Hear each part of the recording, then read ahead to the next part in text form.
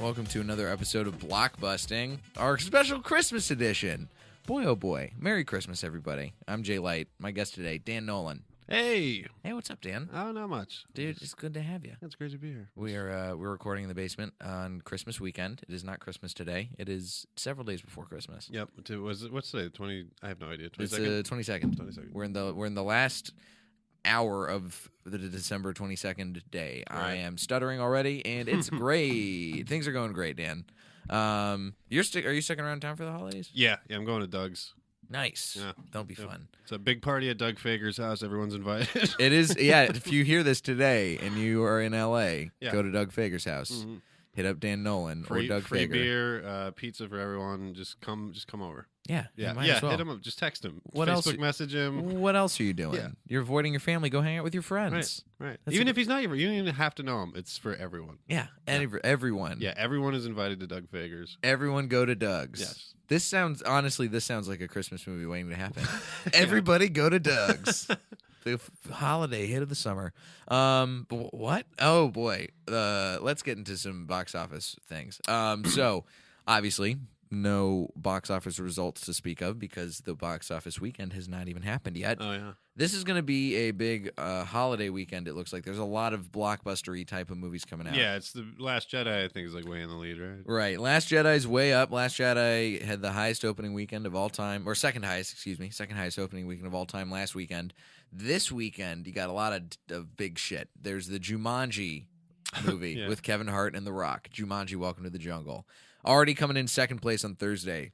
There's The Greatest Showman, which is the musical written by the La La Land Oh, that's a dudes. musical about P.T. Barnum? Yep. And Okay. it's got Hugh Jackman Yeah. as P.T. Barnum, and that's doing all right so far. It's in third. It looks like we also have Pitch Perfect 3, the a cappella sequel everybody's been waiting for. Yeah. Bringing back the pitches. Yes, pitches be crazy. I don't know how well this is going to do. I feel like it's one of those movies that should have worn out its welcome and yet is going to gross millions upon millions and then be played on TBS in a block over and over and over again. Yeah, I don't know what it's about. Singers? Is it just like one of those like Step Up kind of movies or like whatever? Yeah, But it it's is like kind that of same sort of. Yeah, it's like Step Up but with a cappella, like Yeah. college a cappella groups. So a less cool version of Step Up. Yeah. Because Step Up is pretty fucking cool. What's the show? Glee. It's like Glee, but the movie. Yeah, I guess. And it's got Glee has like a very woke cast because it's like, oh, I'm a gay kid. I'm a kid in a wheelchair. Yeah. I'm a sassy black girl. I'm fat. And Pitch Perfect has none of that except for Fat Amy, who is played by Fat Amy. That's the one. Have Yeah. you seen the movie? I've just seen the original. Okay. It's it actually is not that bad of a movie, but I have a feeling the other ones are pretty bad. But yeah, there's a character named Fat Amy, and she's Is just it, a fat lady. Rebel Wilson. Yeah. Oh, okay. Yeah. Yeah. Rebel Wilson as Fat Amy. Did you see there was like some big thing like trying to disgrace her where they were like, her name's not Rebel. And she like came out and was like, yeah, it's not. What the fuck? It was so it was some like New Zealand tabloid magazine Yeah. trying to slander Rebel Yeah, Wilson and she be was- like, you lied about a whole bunch of stuff in your it's not accurate. You lied about a whole bunch of stuff in your career. And we're not going to stand for it. Your name's not Rebel. She's like, yeah, of course, that's a ridiculous name. It's so silly. Why would it be? Yeah. I think that they got mad because she has they said that she was related to somebody famous or that she wasn't related to somebody famous. We're looking this up right now. That's the beauty of having the internet access here in the studio. Rebel Wilson liar is what I'm Googling in all caps. Yep. Rebel Wilson says it was devastating to be called a liar. Record libel settlement. She won $4.5 million. Oh, really? She won money Yeah. from that? That is amazing. Yeah, she won $4.5 million. It had an immediate impact on how celebrity gossip magazines operated in Australia. Yeah, they said she lied about her age, lied about her real name, lied about her childhood, and she said she lost roles because of her portrayal as a serial liar. So, you ever see the old Arsenio shit where Arsenio's trying to call out Vanilla Ice? No, Oh, what? That's really funny. He's like, Vanilla Ice was saying that he was like a world champion motocross guy, like all this shit, all this crazy shit. And he was like saying he was from the hood and stuff. And he brings out, he like comes out with Flavor Flav, and like Arsenio is like Flavor Flav comes out for no reason. He's like, my buddy Flavor Flav is here. Flavor Flav just like walks out and waves hello to everybody and then leaves. And Arsenio is like, you just did that so that people know you have a black friend. Like, we know what you're doing. That's ridiculous. I feel like, yeah, if you're a white guy and you have black friends, you also don't do motocross. You can't claim to be a motocross champion and have black friends. My only black friend is Flavor Flav, actually. He did actually end up becoming like a motocross champion after Vanilla Ice did? Vanilla Ice did, yeah. He's got like all sorts of records for shit, but like he was claiming some other stuff that wasn't true at the time. I am also a contractor, and I'm also a... You may recognize my work flipping houses. Yeah. You have seen me. I flipped the rap industry on its head, and then I flipped a nice cul-de-sac. I bought it out with all my gold record money, baby. What else is going to be happening this weekend? There's a new Alexander Payne movie, Downsizing, is coming out with Matt Damon. Oh, yeah. Where everybody gets shrunk down to size, and that looks okay. And then there's also on Christmas Day, there's a lot of movies coming out. So if one of my favorite traditions is going to see a movie on Christmas Day, because it gives me an excuse to avoid my family and familial boredom. Because I like hanging out with my family around the holidays, but they conk out way earlier than I do. So I get bored around the house, so I will go see a movie, sometimes by myself, sometimes with my sister. So there's a lot of options on the table. There's Steven Spielberg's The Post, if I wanted to go see a boring movie about newspapers. There's Phantom Thread from Paul Thomas Anderson, if I wanted to see that's right, a movie about a fashion designer that actually looks kind of good. Yeah, he quit after that. Daniel Day-Lewis quit acting because the character made him too sad. Yeah. It seems like a very sad character. Yeah. It's just like a lonely, womanizing fashion designer. Yeah, he in like London. stitches secrets into their dresses and shit. Yeah, I can't. It's a lonely, weird guy. Can't wait to see that. And then another movie that I actually am very excited to see is Molly's Game, the poker movie. Oh, really? Is a poker movie? Written by Aaron Sorkin. Oh, really? And directed by Aaron Sorkin. Oh, okay. He's been fucking killing it. He has He been. really seamlessly transitioned into movies. His shows were so good. And this is his directorial debut, too. Oh, really? I thought he directed Steve Jobs. No, that was that's Danny right. Boyle. Yeah. He wrote He he wrote wrote it. Steve Jobs, and then he wrote Social Network, obviously. He won Yeah. the Oscar for that, and David Fincher directed that. This is his first time writing and directing, and he's got a good cast. Jessica Chastain's in it.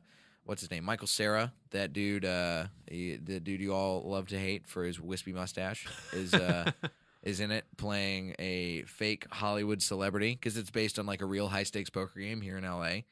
And Oh, really? Is it what, Live at the Bike? no, this is one ran by this chick Molly Bloom. Oh, it's just a private game. It was just a private game, okay. yeah, and it had. It's based on her autobiography, and it had famous actors and wealthy, high society folk, and the movie looks very good, and it got a very good reaction from film festivals and all that good stuff. We gotta do that in the basement here. Poker? Yeah, fuck yeah. Yeah, I'm starting a poker stream, live stream. I'm going to be playing on Global Poker. And it's going to be, a live stream where I have a comedian guest, and we just multi-table small stakes on Global Poker. Ah, cool. Like on the computer, obviously. Yeah. So, from the room you're in, and a green screen and all that shit. Very cool. That's pretty cool. Yeah. So, are you excited to see any of these movies, Dan? Does anything strike your fancy? The poker one sounds okay. I don't know. Nothing. I don't see the movies a lot. I saw I, Tonya. That was like I hear I, Tonya is really good. Fucking good, and it bombed. It like totally ate it at the box office. I mean, like $500K. Like nobody went and saw it. It was so good. Yikes. I took Nicole Buchanan. I told her it was the sequel to iRobot. And we were like fucking 40 minutes in, and I was like, where are the fucking robots? And she was like, I know. I hear Margot Robbie's great in that movie. Yeah, she's really, really good. And like I watched like the 30 for 30 about Tanya Harding a while ago, and like that shit is so fascinating. Yeah. And it's all like real, like all the shit they do in the movies. Like they just show like old clips of her in the 30 for 30 where she's just like crushing it, skating, but she's doing it to like fucking metal and like techno shit that just like everybody else was doing this like ballerina shit, and she's just like killing it like with this sheer athleticism, and then she gets fucking ranked like nothing. Like all the judges just shit on her, and it's totally unfair. Man, it sounds unfair. Yeah. Because she was just like Florida fucking white trash, and all these other chicks are like little fucking ballerinas, but she just outskates all of them. Some prissy Connecticut bitches doing ice skating to Chopin. No, let's get some Black Sabbath on that floor. Yeah. Why not? I haven't seen Star Wars yet. That's the one movie I'm probably going to wind up seeing on Christmas Day. I haven't seen any of the. I've only seen the original 3. I fell asleep through the last one, and this one was actually pretty cool. You haven't seen yet. This one I've heard a lot of mixed reviews about. Everybody either really likes it or is shitting all the fuck over it. I mean, there's unnecessary scenes, but I could get over that. I think a lot of movies have unnecessary scenes. Yeah, it's very hard to have a movie that is like top to bottom perfect length, does not have any added fat to it. I saw Die Hard the other day, and I don't remember if I brought this up in the last podcast, but I saw Die Hard, and that was one of those movies. It like every piece of the movie works. I don't think there's anything wrong with it. I think there's so many right things. So, props to you guys, Die Hard filmmakers. Yeah, it's probably a perfect movie. But yeah, I'm excited to see Star Wars. That'll probably be the movie to see. And I'm betting if I was to bank on one, it looks like, let's see, Pitch Perfect 3 is not doing so hot. I'm gonna say that Jumanji's probably gonna be second behind Star Wars. Star Wars is gonna take the weekend. Everybody loves Kevin Hart and The Rock. They're an unstoppable box office duo over the course of the year. I mean, they've made, like 4 or 5 movies in the past 2 years? I can't even remember what those movies are about. I know I wanted to say Baywatch was one of those movies, and I know that Kevin Hart's not even in Baywatch. I feel like he's on Ride Along 3 already. Yeah, he's got him and Ice Cube. Yeah. Man, Kevin Hart, he's in everything. Yeah. He was on SNL, and, oh, man. That's so weird. That level of fame is just like... Who wants that? That's too much. That's way too much fame. Oh no, it'd be pretty cool to be that. No, I would like that, like money and shit. But I don't know. When you get that, when you're like Kevin Hart, like you can't say no to somebody will offer you $20 million to do a piece of shit movie, and you'll just be like, yeah, fuck it, and like who cares? You're not gonna disrupt you. I don't know. I would rather just do fucking good work. Oh, people think he's like King Midas though. Yeah, because anything he's in, a ton of people are gonna come see it. The dude fucking sells out stadiums. And yeah, shit. Like it's like that's fucking bananas. Fail. That's so. It's I don't know. That's like I hate the way that movies are made like that. I don't like it. I don't like the idea of like, oh, it's because it's got a name on it. All these people are gonna go see it. It's really weird to me. Yeah, it just seems weird. I don't think I wonder if that's gonna be because that's like the studio system. I think is what drives that more than anything. But now you've got the rise of the past couple of years of movies that are being made by like bigger indie studios that are getting bigger, like Annapurna and A24, or they're starting to get Oscar recognition. And we'll see what happens with the studios, especially now given all these harassment things that are plaguing everybody. Oh boy, we'll get to those in a little bit. But first, I do want to talk about Star Wars. This is a fun little news that I saw from IndieWire. Alt-right group takes credit for The Last Jedi backlash, bashes Star Wars for including more women. So, this Star Wars has gotten, on Rotten Tomatoes, it's gotten a really high critical rating, but it has a real, it's got like a 50-something on the audience rating. And so there's this group that officially came out called Down with Disney's Treatment in Franchises and Its Fanboys, and it's claiming responsibility for the low score. This is an alt-right group, apparently has, let's see, broken their silence to the Huffington Post to claim that the group has been using bots to significantly bring down the film's Rotten Tomatoes score. These are the points that they are unhappy with. Don't like that they introduced more female characters into the franchise universe. Don't like that Poe Dameron, the fighter pilot played by Oscar Isaac, has become a victim of the anti-mansplaining movement. Yeah. And it gets better, and that characters like Poe and Luke Skywalker are in danger of being turned gay. Fucking Luke Skywalker. Luke Skywalker is gay, dude. Yeah. Oh, no, shit. I mean, it's better than wanting to fuck his sister. Like, that was Yeah. the original. It's probably better if he's fucking gay. I don't know. They think they'd rather him fuck his sister. Yeah. Because they all probably want to They fuck probably their wanna fuck their sisters. sisters. Of course. See? Yeah. The moderator said that men should be reinstated as the rulers of society and expressed distaste for the way The Last Jedi disrespects the franchise's history. There was supposed to be a trilogy of books and then some after set in the Legends canon, but Lucasfilm executives want to pursue their own feminist agenda. I was never going to like The Last Jedi anyway. And then he also then he goes on an anti-female Ghostbusters rant, and he says, I'm sick and tired of men being portrayed as idiots. There was a time we ruled society, and I want to see that again. That's why I voted for Donald Trump." But Kylo Ren was ripped, man. Oh man, Jesus Kylo Christ. Ren. Yeah. Oh god, his face was so perfect. He's Oh. so creepy, dude. That's Adam Driver, right? Yes. He's such He's a pretty- fucking creep. I love when him and Ray just like talk to each other like when they're alone. What I wonder if they would be upset if a bad guy in a movie was a villain. Like if Kylo Ren was a villain in the new Star Wars, would they be okay with that because he's the bad guy and they hate gay people? Wait, if he was gay, If he was a villain? gay, because he's Oh, the yeah. bad guy. Yeah. Because they hate gay people, so if they think a gay guy's the bad guy, then that's probably win-win for them. Yeah. Or is it because they're incorporating gay characters in the Star Wars universe? Is that too much? All right, where you at? If they made him gay, everybody would be mad about that because the right people would be like, "There's a fucking gay guy in it," and then the left people would be like, "Why does he have to be the bad guy?" So, Yeah. Oh, that would everybody be furious. everybody would lose. That's Star Wars argument, and that's why you don't argue about Star Wars. Yeah. Because there's too many. But something with like a big rabid fan base like Star Wars has. It just that it doesn't make sense to go and like. To me, anyway, I don't see why anyone is going on and having like these fucking crazy long Facebook and Twitter threads Yeah. explaining their position. Just go see the movie. Yeah, it's a single movie. It doesn't really affect the other movies. If you don't like it, then that's fucking like I didn't like the last Indiana Jones, but I was like, it doesn't make fucking Raiders of the Lost Ark suck all of a sudden. It takes nothing away from it. You just pretend it didn't happen. Like there's some Exactly. good Rocky sequels, and there's some bad ones.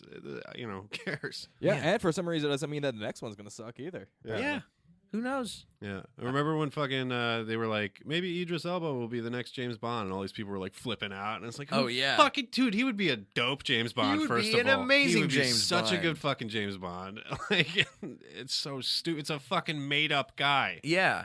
People get really mad about who plays the people that they invented in their heads. Yeah.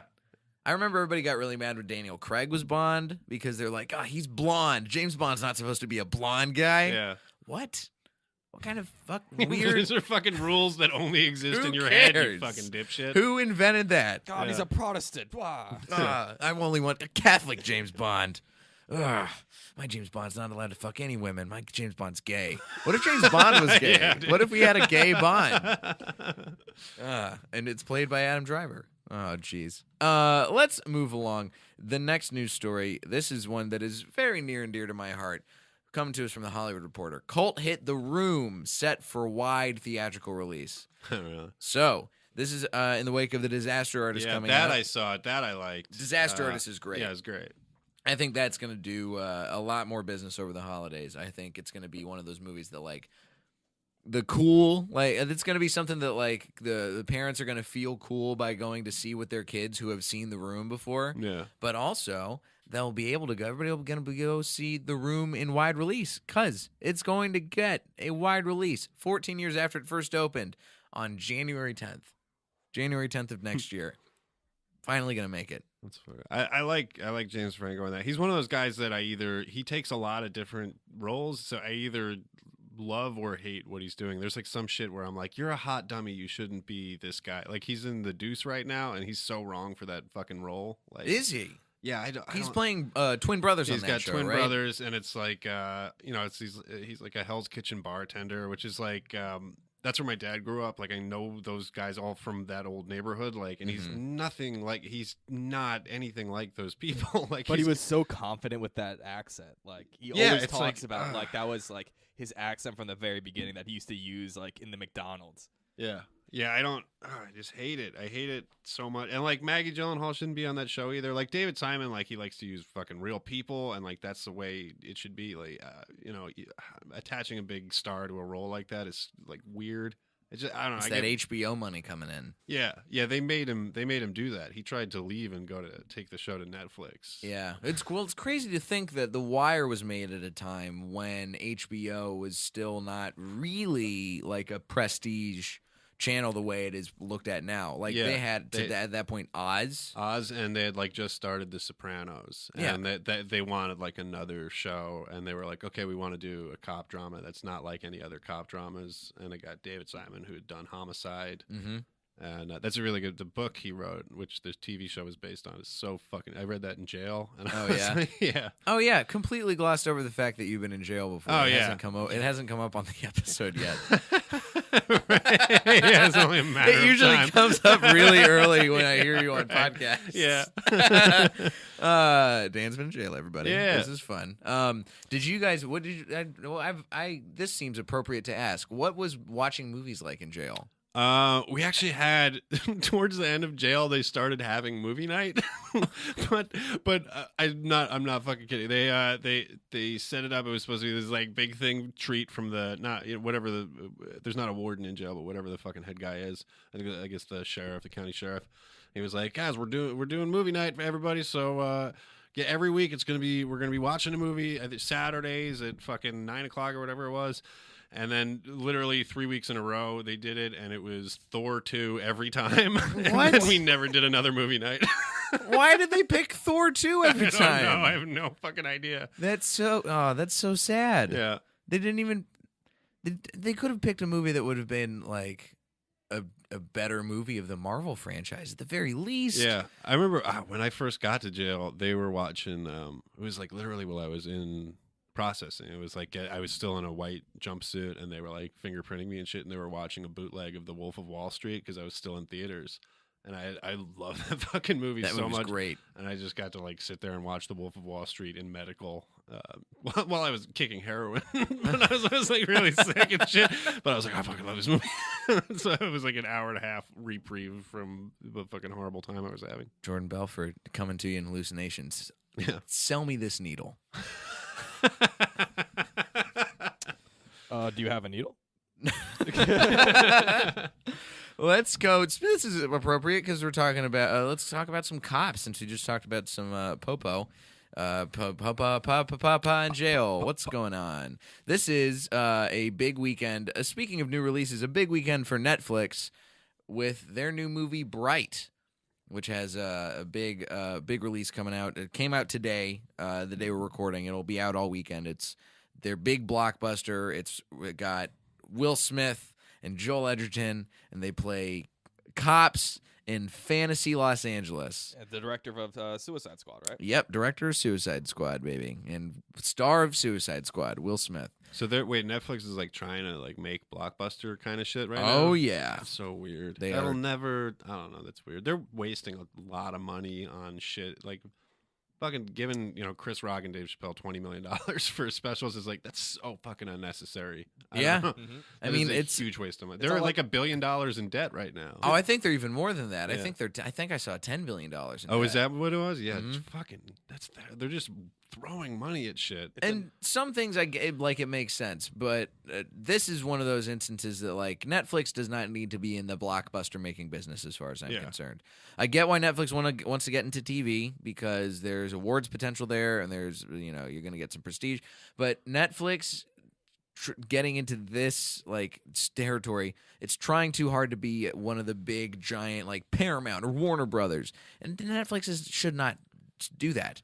Yeah, they don't have to beat the movie theater to be Netflix. Like that makes no sense. They can make movies and put them in the theater and then release them on Netflix and have the full rights to do that and everything. There's no reason to try and cut out the movie theater, which has been an institution for 100 fucking years. That's the thing that Amazon is doing is because they're making movies too, but they're doing it that way where they put the movie in theaters and it goes and does a regular theatrical run and then they'll put it on Amazon Prime. And you own it and you can stream it and you do whatever the fuck you want with it. Yeah.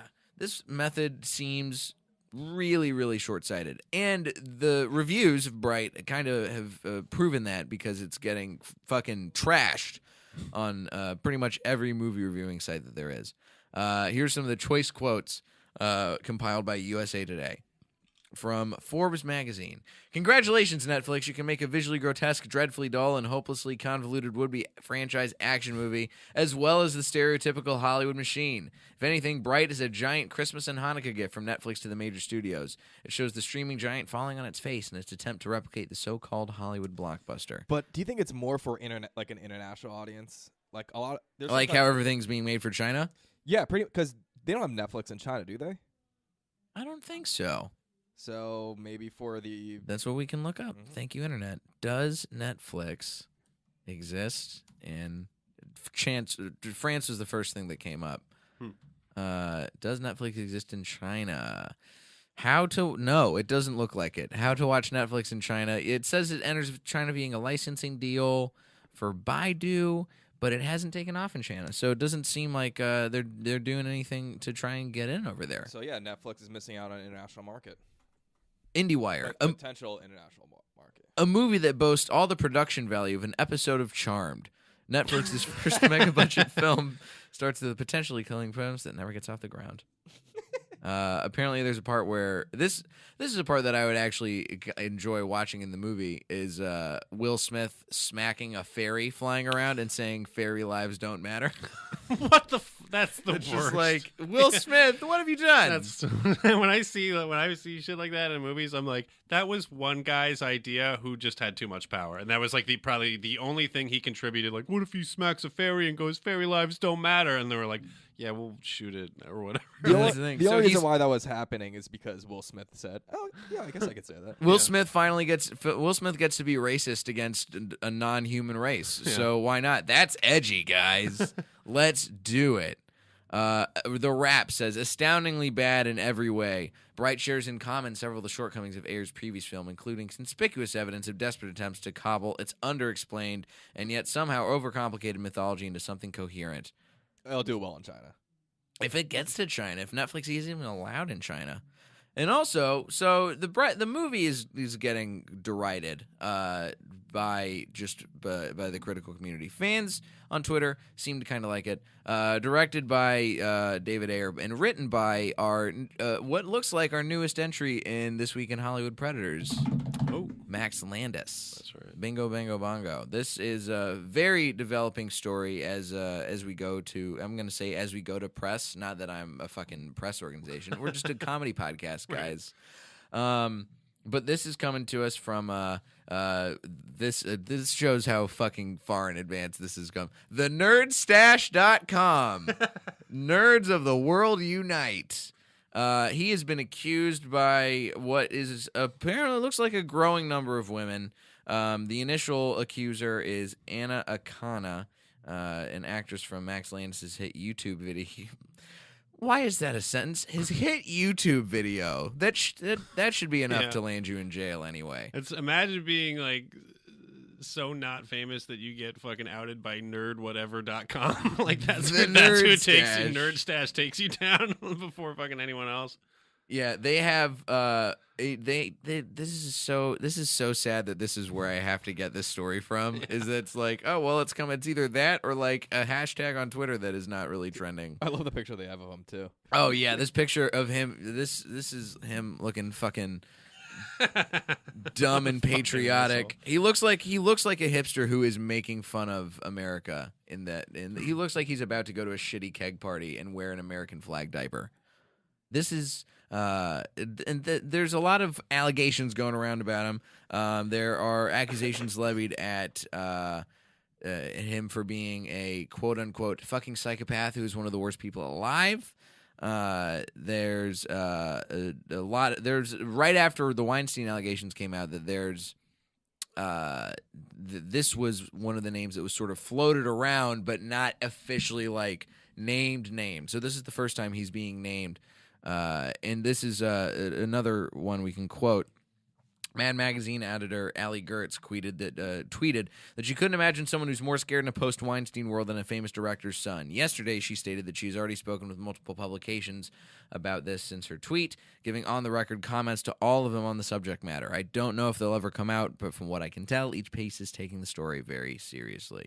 So, maybe by the time this airs, the story will have developed more, and you can get a little bit more info about it. Or if not, hey, then go check the Nerd Stash for all your hot updates about a guy who writes apparently terrible sci-fi movies, and how much of a fucking creep he is. Also, I don't think any of us, at least I am not surprised that somebody who writes sci-fi movies for a living does not know how to interact with women at all. Yeah, that's not surprising. That's not a surprise at all. I don't think J.R.R. Tolkien was probably the most Crushing puss. Crushing puss, absolutely not. He's the kind of guy who like stood in front of the door to his house and screamed, "You shall not pass." Who's the fucking guy that writes the big fat guy with the beard that writes the what's that show that everybody likes? Game George of Thrones. R.R. Martin. George R.R. Show Martin. that everybody likes. I fucking never seen. And just rip off her clothes. Oh man, yeah, of course. That show's full of Yeah, there's just rape and tits incest. I rape, told them yeah. we'll do butt stuff. Oh my god, yeah, no, maybe we should stop trusting sci-fi writers to write anything that seems like it's going to treat women well. Yeah. I don't think that's the genre for people who are like fans of, Are there any big Treating women women sci-fi right. writers or directors? No, right? Like that. Nobody comes to mind. Yeah. There's been sci-fi heroes who have been women, Yeah. like Ripley in Alien, very famous sci-fi female hero. But that's the only one that immediately comes to mind. Max, can you think of anybody else? Give me like 5 minutes. Hold on. Man, we don't have 5 minutes. We got to move on. But we'll see what happens. Max, if you pipe in. Dude, if you put a gun to me and said name 5 female the sci-fi directors. 5 sci-fi couldn't happen. None of us could. Let's be honest. I don't with even ourselves. know like regular sci-fi shit. I don't watch any of that.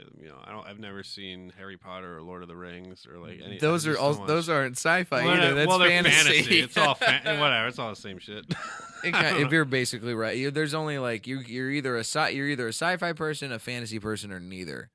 You can't be both. You're not both. Aren't they like generally when you used to go to the video store, it'd be like sci-fi/fantasy section. That's the way it It'd is be in like bookstores Yeah, too. right. They Or- kind of all blend together. Or just hentai. Yeah. See, there you go. That's the marriage of the worlds. Fucking Barnes and Noble has like a whole section now that's just called Teen Paranormal Romance. It's just all vampire sexy books for Oh fucking my teenagers. God. What? What? Teen Paranormal Romance. Hey, have you ever wanted to know what would happen to this daughter if she got caught up with ghost boners? Yeah, zombie gangbang. Fucking- Zombie Gangbang 7. I love that one. That's my favorite in the Zombie Gangbang franchise. I think it really started to fall off the rails after 5, but they brought it back. They brought on that good female director, and then everything turned out okay. Let's get down to brass tacks here, Dan. Okay. So we have you on today because I asked you to bring in a holiday movie, and you brought in a very interesting pick. This is a holiday movie that is it's well received critically. Not necessarily the most well-known Hollywood movie, but a Hollywood holiday movie nonetheless, and that is Trading Places, a 1983 American comedy film directed by John Landis. Hey, isn't that convenient? Hey, his kid's a rapist or something. Allegedly. 1983 American comedy film directed by John Landis, starring Dan Aykroyd and Eddie Murphy. It tells the story of an upper-class commodities broker and a homeless street hustler whose lives cross paths when they are unknowingly made part of an elaborate bet. Dan, why do you hate Trading Places? The whole thing is it's just like the most 80s Hollywood shit. It's like it comes right at the end of the new Hollywood era, which is probably the best time for filmmaking in history. Like that period from like Bonnie and Clyde to Heaven's Gate in the 80s where like they had the auteurs, the rise of the auteurs. And they had all these great, even like John Landis is part of that, like Animal House, and then he followed it up with the Blues Brothers. He did Kentucky Fried Movie, all these great comedies. And then in the early 80s, there were a bunch of flops. There was like, Steven Spielberg had a bunch of hits, and then he did 1941, which was a fucking disaster. What's his face that did Apocalypse Now? And, Francis Ford Coppola, yeah, did The Godfather, Apocalypse Now, and then he did One from the Heart, which was a total piece of shit. So like there was this period, even fucking Martin Scorsese did New York, New York, and that flopped. So like like from like 80 to 82, there were just all these huge directors with these like that came up in that time that were these like gritty auteurs that were making these beautiful movies, and then they just gave them huge budgets and they all fucking tanked. And like, and for whatever reason, the studio's idea, their takeaway from that was like, oh, we just need to give them more money. And they started making and there's like really good stuff that came out of the studio system after New Hollywood. There's like Raiders of the Lost Ark and Back to the Future. There's like a lot of great shit came out of that time. E.T. that's like all on the tail end of New Hollywood. But there's also a lot of shit that started coming out. And I feel like Trading Places is just one of those movies.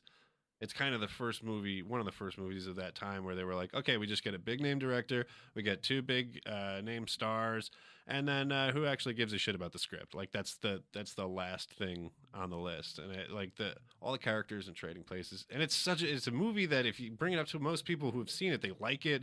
I feel like they saw it in their childhood.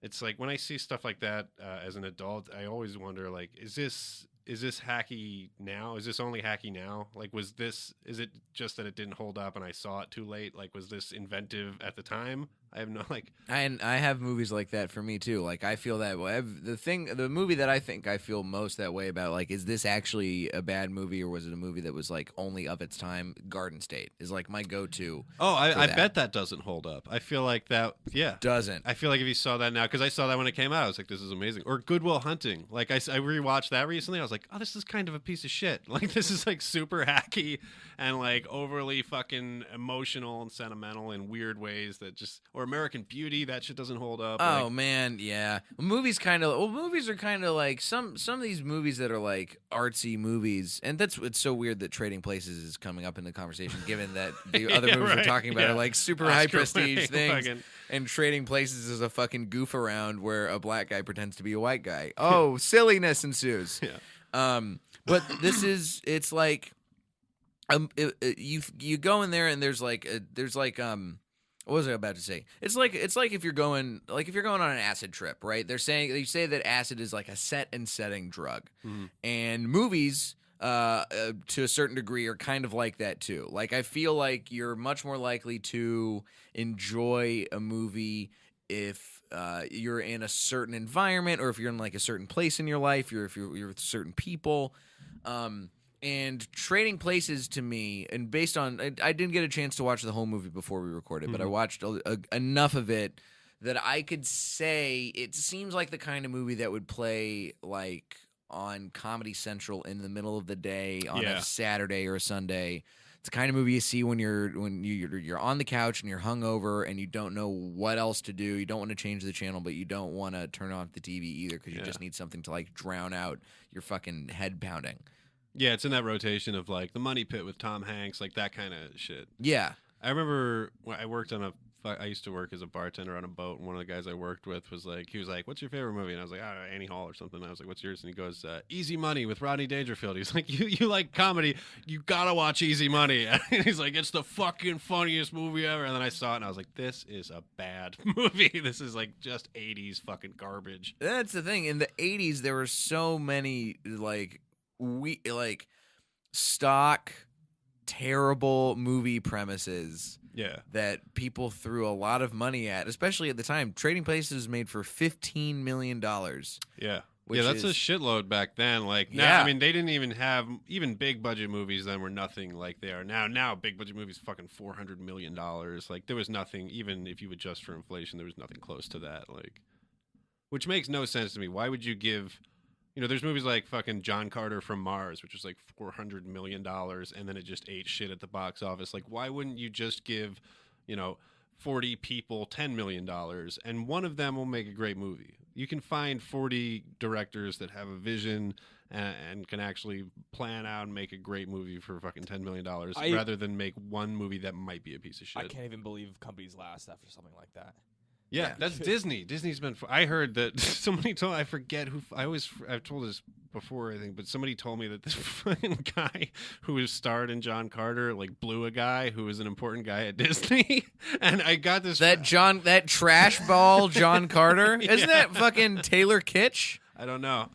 Oh, my God. I heard he blew an executive at Disney. Google and it. I got this from a fucking... a famous person told me this, and I can't remember who. They were like, yeah, that guy fucking blew a guy at Disney. Oh boy. Yep. Hold on. Here we go. John Carter, starring Taylor Kitsch, who's playing David Koresh in a new TV show. Oh, is he? I wonder if he That had I want to see. I would love to see that, but I did not want to see John Carter. Yeah. Why would anybody, man? If you're gonna blow somebody for a movie part, like read the script first. Yeah, I'd blow somebody for the David Koresh movie. That's a really good story. I'd blow somebody for the David Koresh movie. Yeah. I would love to be that. I'd love to play that fucking wacko. I would love to be an extra in a David Koresh movie. You could do it. You could get blown up with a bunch of women and children. Yep. I think that Trading Places is one of those movies that it seems like a movie that had so much going for it when it came to the actual like creative process behind making the movie, and then there's just it doesn't sound like it blew anything out of the water, which kind of blows my mind when I read what critics are saying about it. Like this is a movie that has a Wikipedia page section called themes. That should be for like it's got a theme section. The storyline of Trading Places, a member of society trading places with another whose socioeconomic status stands in direct contrast with his own, often draws comparison to Mark Twain's The Prince and the Pauper. And it's got like, here we go. This was written about by a philosopher at Harvard in a movie on Cavell on film. Dude, I was gonna say they definitely taught a class on something like on this movie in general. They taught a class on. This movie has Harvard people sticking up for it and saying that it's an opera. Yeah, it's not good. It's just not a good movie. All the characters are like fucking so one-dimensional. Nobody's interesting. Like there's not a redeemable character in the whole movie. Yeah, talk to me about the characters in this movie. So this has high-profile actors at the time comedically playing them. Dan Aykroyd and Eddie Murphy. Yeah. So where do the characters go wrong in this for you? All right, so Dan Aykroyd is a rich guy. He's a commodities broker, and he's an asshole. He's got, he works for these two rich old guys who are also assholes. He's got a butler that he treats like shit. He's got a fiance who is a huge cunt, who's also the niece of the two old guys that run the brokerage. And there's one annoying thing in the. I just rewatched the movie today just so I could talk about it. But there's like one. There's a lot of bad writing in the movie, but there's like one particular part where the old guys are talking to Dan Aykroyd, and they're like, "You're going on a date with so and so. Don't forget, she's our niece." And I'm like, "That's the fucking worst writing, you fucking idiots." Don't forget. Don't forget, that's our niece. Hey, you're dating our niece. I never want you to forget. You're dating our niece. Don't ever forget it. Yeah. And Don Amici's in. I bet you he just said that line just to get the fuck out of there. Yeah. There was a lot and it's too fucking on the nose. Yeah. It's just too on the nose. So that was Dan Aykroyd's character was so grating to me in all of the clips that I watched. Yeah, right. Because he's very just like pompous and over. It's the character is stupid. Yeah, like you can play a character like that without having to do like the affect where you're talking like this and saying all the things with a weird pronunciation and emphasis on things. Yeah, it's like that's what you think makes the guy a rich asshole, that he talks like that. That's not what makes a fucking person an asshole. No. Like Eddie Murphy's character is the same way too. Like he's super one-dimensional, and it's like the whole movie, like the way that it tries to, what it's going for is saying like, oh, it doesn't matter where you come from, everybody is capable of greatness, but it actually takes the opposite view in the long run. It's like it's actually this like shitty, cynical out view. Like Eddie, as soon as Eddie Murphy gets money, he turns on all his black friends and he thinks that they're a bunch of fucking bums. And it's like this shitty scene where like he has a party and it's just like all these like hood people that are wrecking his house. And he's like, get these motherfuckers out of here. And you're a fucking asshole. Like whoever thought of that is a fucking asshole. Like he doesn't want to do anything good to help other people immediately. Man. So this movie just teaches us that money changes you. Yeah. And turns you into a terrible person. That's not a good lesson for anybody to learn. Yeah. It's just cynical and shitty. That's not. Look, I'm all for a comedy with a little bit of a cynical streak to it, but you can't have your whole movie be that bleak and also expect us to have any sense of liking these characters by the end. I watched the very end clip, and that's the other thing. There's a lot of stuff in this movie because it's about commodities trading that's basically incomprehensible. The only scene that they explain anything that's going on, they dumb it down to an insane level with the plates on the table.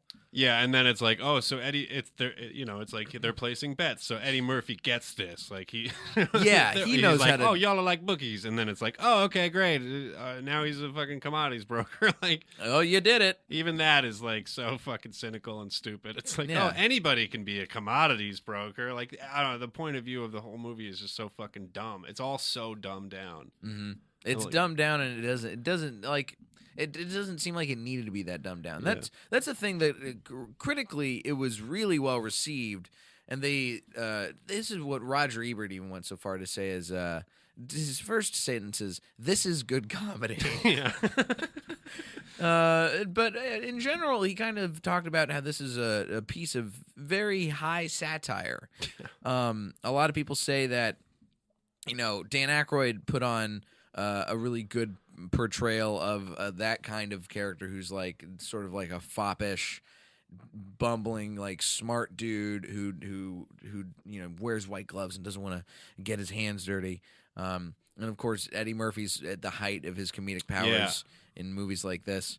Eddie Murphy makes. I think he was still on SNL at this time. I think he might have been. This is '83. I think he left in '83 or '84.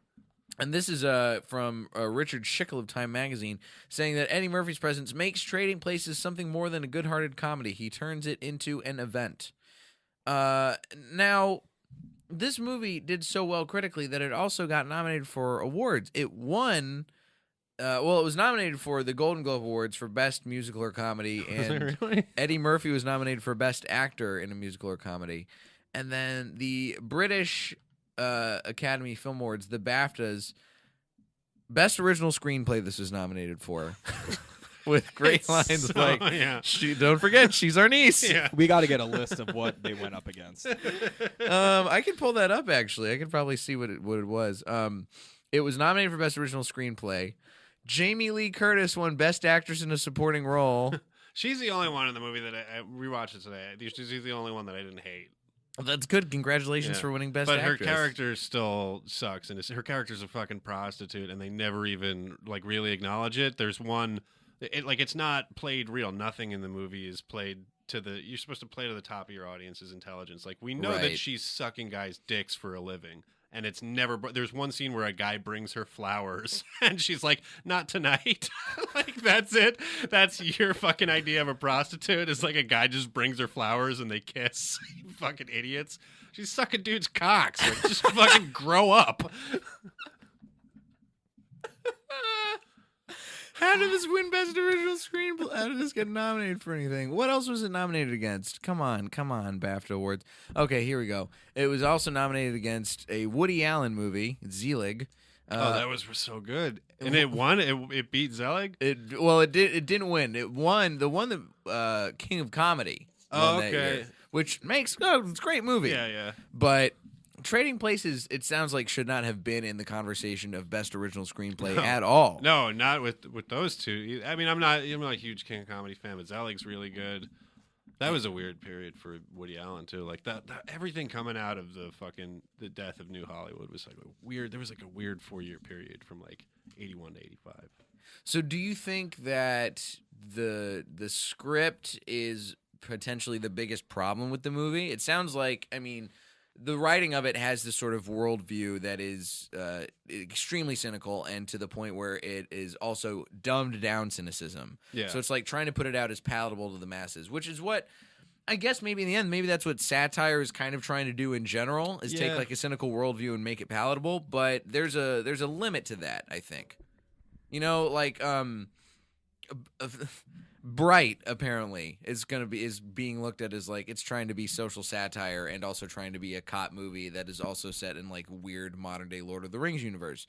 But all the stuff, the Fairy Lives Matter line, I bet you when Will Smith said that, he's like, "Oh, this is great satire. This is probably beautiful wine right here." Yeah. But it's like there's something.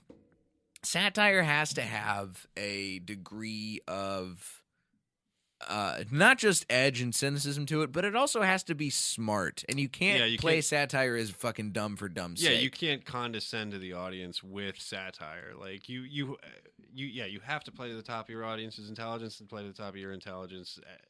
Otherwise, it doesn't work. It just becomes vulgar to just go, this is dumb. Everything's stupid. Look at these fucking jerks. You look like an asshole. There's one of the clips, actually 2 clips that I saw that I think really highlight that too.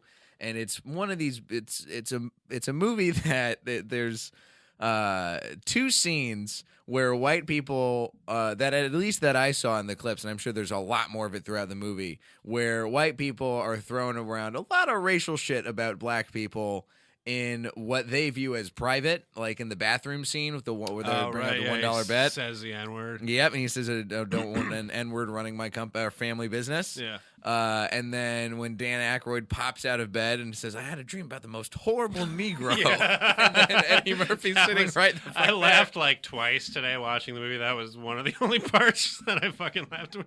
The most horrible Negro. But it's like... that's where your movie's going? Yeah. Guys, if you're going to look, I'm not going to say that there's not a place where those scenes could have been really good and really sharp and funny.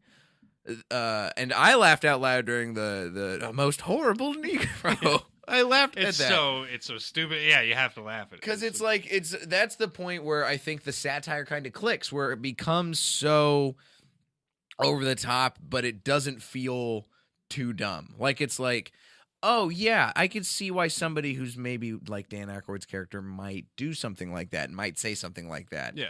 But like the N-word in the bathroom scene, it's just like, yeah, that was really grating and weird. Yeah. Like, that they're both, especially the whole point of the movie is that they're arguing that Eddie Murphy can accomplish anything if he's in the right environment.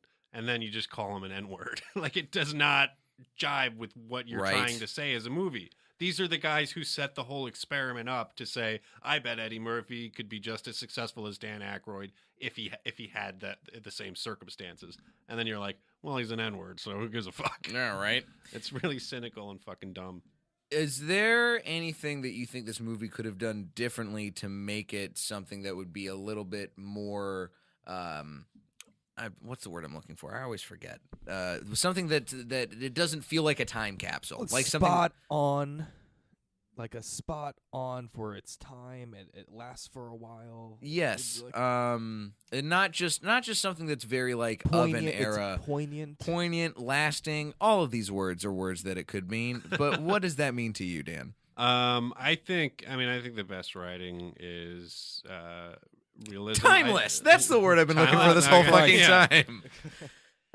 What could make this movie more timeless? Good writing. Yeah, realism. If you're, it doesn't you can be of a time and still be timeless. Like if you look at a movie like Taxi Driver, that's not what New York is like anymore. You don't watch that and go, there's no fucking hookers, and you watch that and go, this is so gritty and real. You know that that's a real place and time. Like, so you become, you get broader appeal by being more specific, which is like the old go-to, like the more specific you are, the more relatable it becomes. Right, yeah. So the more honest you are about, your surroundings or whatever, like just pretending that what happens with prostitutes is that guys bring them flowers and they kiss is so fucking dumb. She's a prostitute. It's like if you told a 5-year-old what a prostitute does. Right. Yeah. It's like, you bring them flowers. You bring them flowers. They kiss you. It's so fucking dumb. Somebody misreads a Craigslist ad and they actually show up with roses. Right. Oh, God.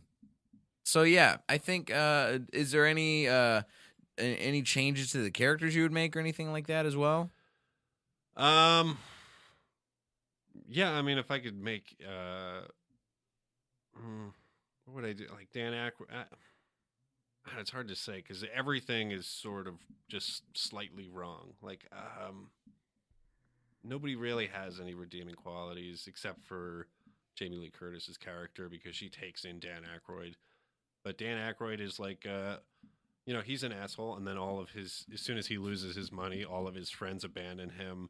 and his life falls apart immediately. And that to me is like another part of the cynicism of the movie, where it's like, oh, the money made him who he was.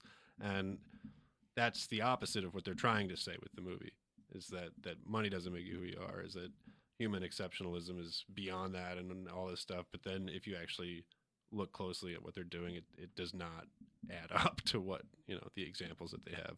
Right. I think this is a movie that, based on the clips I've seen, I do not feel the desire to go and watch this whole movie.